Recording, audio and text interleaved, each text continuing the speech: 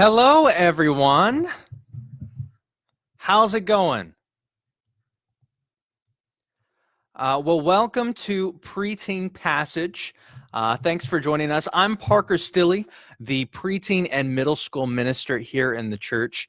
This is Preteen Passage. Thank you for joining us. This is where we are partnering with parents to instill in students a biblical worldview. And we're so glad that you're joining us today.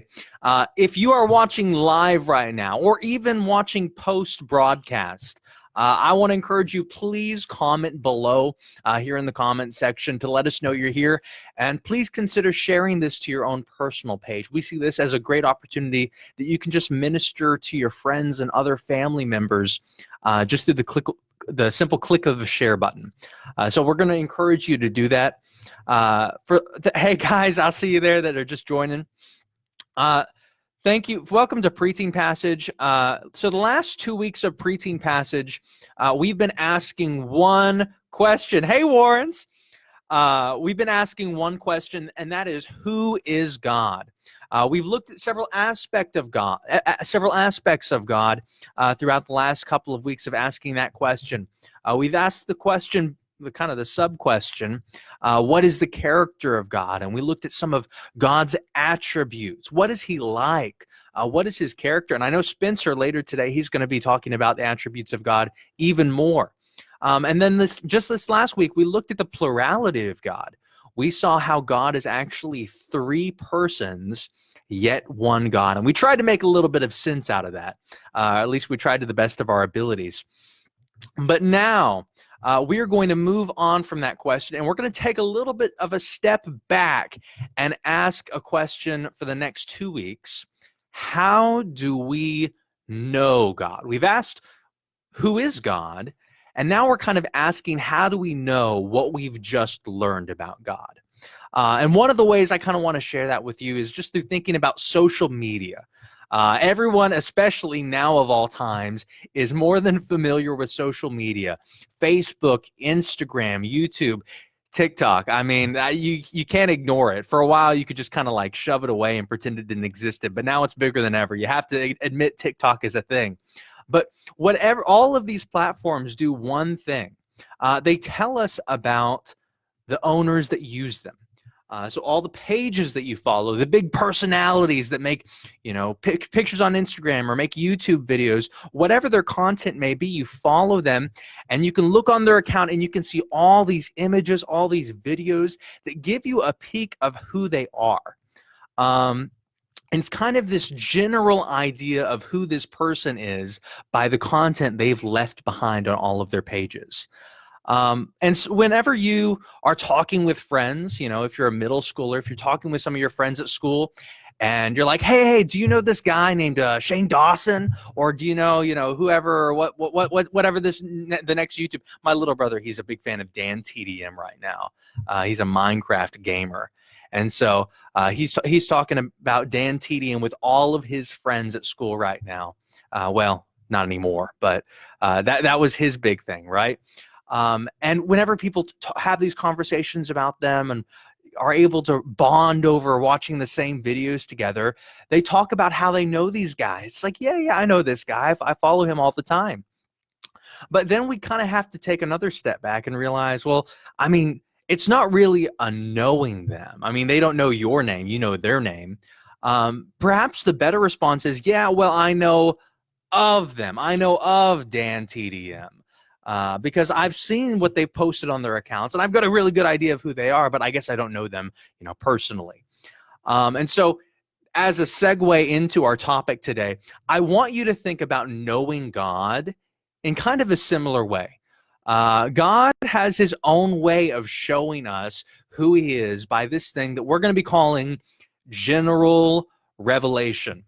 And so let's consider general revelation kind of like God's social media platform, the things he presents to us, the things he posts out on his page, which is all of creation, so that we might know him. And so as we begin to answer this question, our big question for today is, how do we know about God? And so what I'm doing right now is posting the discussion and lesson guide here in the chat. If you would like to follow along as we cover some of this content, there's some fill in the blanks there that you can kind of work through as you're with your family as you're going through this. We'll be done really quickly about 6:20, and then we'll move on into our Zoom call for the rest of the discussion. But for now, this is the lesson time. And the two ways that we're going to talk about how do we know God, which is our first fill in the blank, how do we know about God, is by looking at the two ways that we see him using general revelation. The first of these, and these are both fill in the blanks too, is nature. We can look at nature and see God's general revelation, looking to see how God has revealed himself generally throughout creation. And then the second thing we get to see about how he's generally revealed himself is through the human conscience, through our own nature. And so we'll be looking at these things. The first passage I want to look at as we start to open the topic of nature is Psalm 19. We're going to be reading verses 1 through 6. I'll give you just a moment to get there. As you're doing that, I'm going to look at all the names that are popping up. Hey, guys. Warrens, Bakers, Campbells. I'm a happy guy. Okay, Psalm 19, verses 1 through 6. It reads this: "The heavens declare the glory of God, and the sky proclaims the work of his hands. Day after day they pour out speech. Night after night they communicate knowledge. There is no speech, there are no words. Their voice is not heard. Their message has gone out to all the earth, and their words to the ends of the world. In the heavens he has pitched a tent for the sun. It is like a groom coming from the bridal chamber. It rejoices like an athlete running a course. It rises from one end of the heavens and circles to their other end. Nothing is hidden from its heat." And so you have this beautiful, beautiful poetic language about God and his relationship with creation. This shouldn't be anything new for all of us who've been here the last couple of weeks. We've been talking about God's relationship with creation for a while. Even this first verse, it says, "The heavens declare the glory of God." The Bible states here that the heavens declare God's glory. We've been talking about this for a while. And what this means is that just by going out, if you were to go outside right now or stay inside, it doesn't matter, and look in the sky, you can see God's handiwork. You can see the stars. Is it not yet? It's 6:09. It looks like there's still light shining over behind me. So maybe just look at the single star, the sun. But you can look in the sky and you can see God's glory on display through his handiwork. It's kind of like going back to the social media analogy. If you're just, on the edge of your seat in anticipation for your favorite YouTube star to post his next video or her next video, whenever they post, you're able to appreciate because you know their character and you know that they post good things. In the same way, we can be excited whenever we're going out into a new area of life, or going to try a new food or meet a new person, because all of that is God's creation, and we can look at all these things that are new to us that God has created, and we can be excited because we're going to see more of God in all of those things. For lunch today, I had my favorite meal in the world, chicken pad thai. It's a Thai Asian noodle dish, and it's delicious. I always get it like the maximum amount of spicy too. That's how I like it. And without being a glutton, you're able to really appreciate God's goodness whenever you eat something really good like that. My God is the God of chicken pad thai, and he is worthy of my worship. And that's because God is the source of all goodness. If there is any good thing in the world that exists, it comes from him. And so we can look at the world. We can look for truth in the world, even from secular places. And if it is really true, it is God's truth. And that's the beautiful thing. We can look at creation, and it is a testament to his glory. We know God by what he has created. That's another fill in the blank. Created. He is organized. He is purposeful. He is beautiful. All the things that you think are attributes of the good things in life, they're also attributes of God. Sort of. You got to think about it a little bit, but it's true. They're representative of God's goodness. Further, looking still at nature, I want to go to Romans chapter 1, verses 19 through 20 to see how God proclaims his glory throughout creation and nature. Romans chapter 1, verses 19 and 20 read this. The Bible again speaks, since what can be known about God is evident among them, because God has shown it to them. For his invisible attributes, that is, his eternal power and divine nature, have been clearly seen since the creation of the world, being understood through what he has made. As a result, people are without excuse. And so Scripture here again is speaking about God showing who he is by looking at creation. And the question is, what is creation? We're talking about creation a lot. What is creation? Well, it's everything you can see. It's every idea you have, everything you can hold, everything you can taste, every emotion you can feel, every person you meet. Everything is a part of God's creation. God himself is the only thing that is outside of creation that we can see. Well, even he is the invisible God. We see him through Christ. It's a very difficult thing, but everything we're able to feel and interact with in this world is a part of God's creation. And God is separate from creation. We don't believe that God is creation, but creation does. If it could speak, it would tell the most wonderful tales about who God is. Every mountain, every plant, every star, all of it is a testament to his beauty and wonder just by looking around. And one of the things is for us, and we're about to see a little bit more about that in a second, is that leaves us without excuse for praising God. Everything proclaims his glory. And so if that is true, as Scripture says it is, then we cannot say that, I didn't know there was a God. I didn't know that, God existed. I mean, no one told me, or I was never convinced that he existed or that he was this way or that way, because God has revealed himself to all generally throughout all of his creation. And that includes, as we're about to talk about, morals.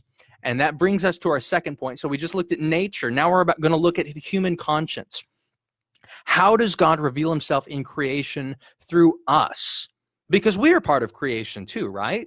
And so we can also look a little bit internally to see how God is the way he is. I want to turn to the next chapter of Romans, to Romans chapter 2, verses 14 and 16 is where we're going to start reading. Starting in verse 14, it reads this.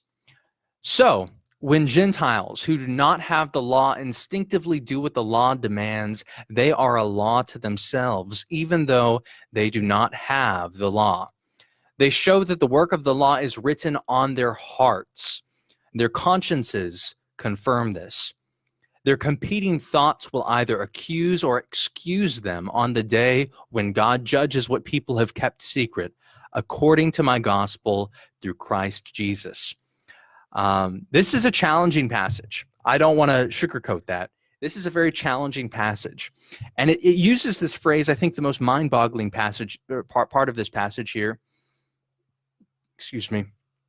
is the phrase, the law is written on their hearts. What does that mean? What does it mean that the law is written on man's hearts? Well, it may seem like a riddle, but I think this is just a fancy way, a poetic, beautiful way of Paul telling us that human beings have morals. They have morality.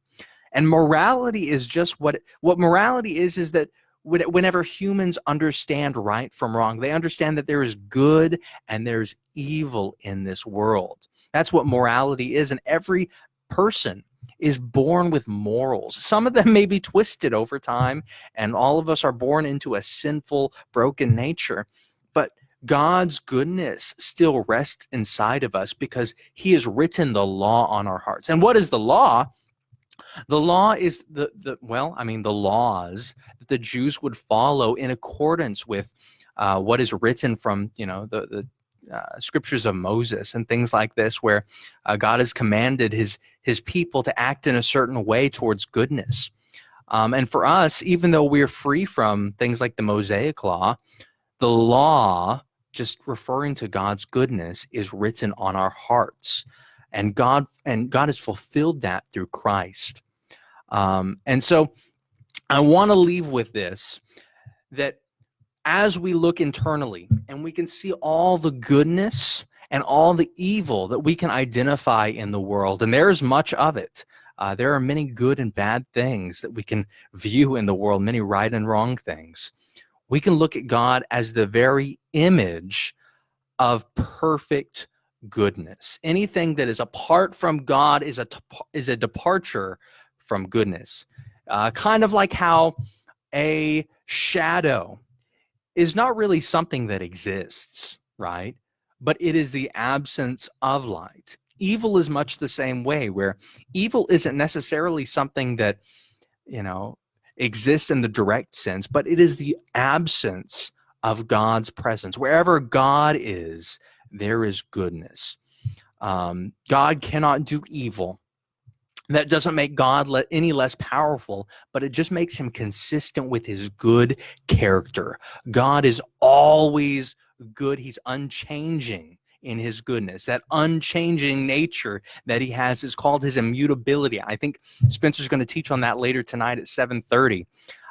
So I'll save that conversation for later. But God is always good, and we can look to him as the standard for what we should emulate. And he has shown that perfectly in Jesus, who came for us. And so we're going to end right there. Thank you for joining us for Preteen Passage. Again, this is where we are partnering with parents to instill in students a biblical worldview. And so our idea of partnering with parents isn't just you turning on the TV or computer and listening to me or one of the other staff teach for 20 minutes.